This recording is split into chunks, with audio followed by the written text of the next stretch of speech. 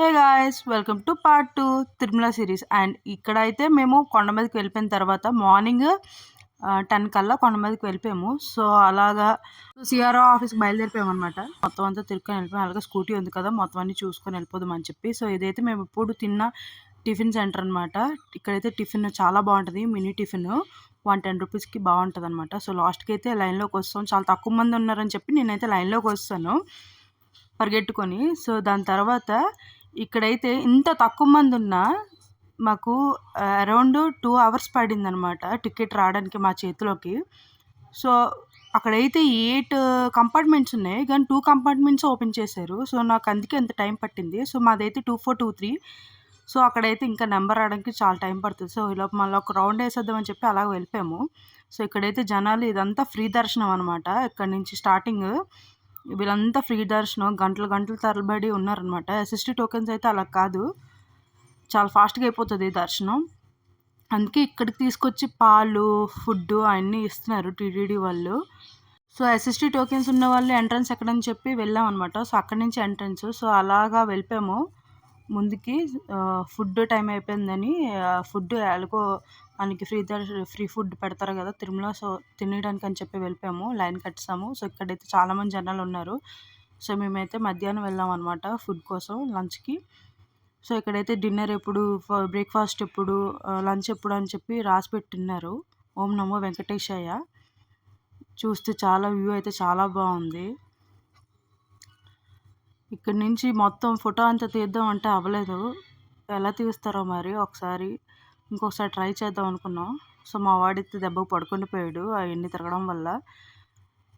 ఈ అమ్మవారు అయితే చాలా అంటే చాలా కళ్ళకైతే చాలా బాగా కనబడింది. అంత గ్రీనరీలో పెట్టారనమాట అమ్మవారిని.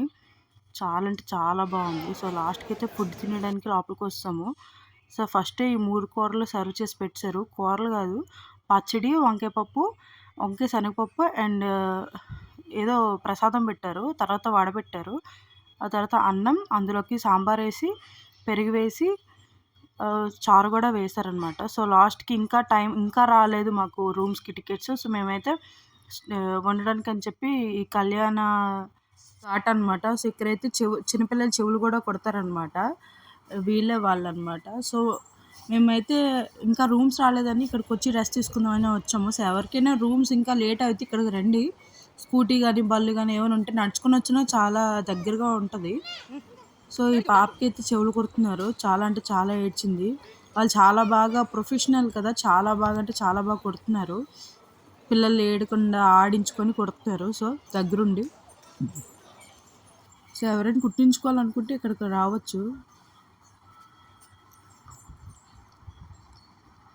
సో, ఇక్కడైతే ఒక పాపకి, బాబుకి పెద్దోళ్ళు కూడా కుట్టారు. సో, లోపైతే మా వోళ్ళైతే ఆడుకుంటున్నారు. అప్పుడే కొన్నామనమాట తిరుమలలోని ఆ బ్యాట్. ఈ బిల్డింగ్ అయితే గుర్తుపెట్టుకోండి. దీని చుట్టూ 3 సార్లు తిరిగాము. ఇంకా మాకు రూమ్ రాలేదు. అప్పటికే టైము మధ్యాహ్నం 2, 3 అయిపోతుంది. సో, ఈ లోపైతే అలాగ వెళ్ళిపోయామనమాట.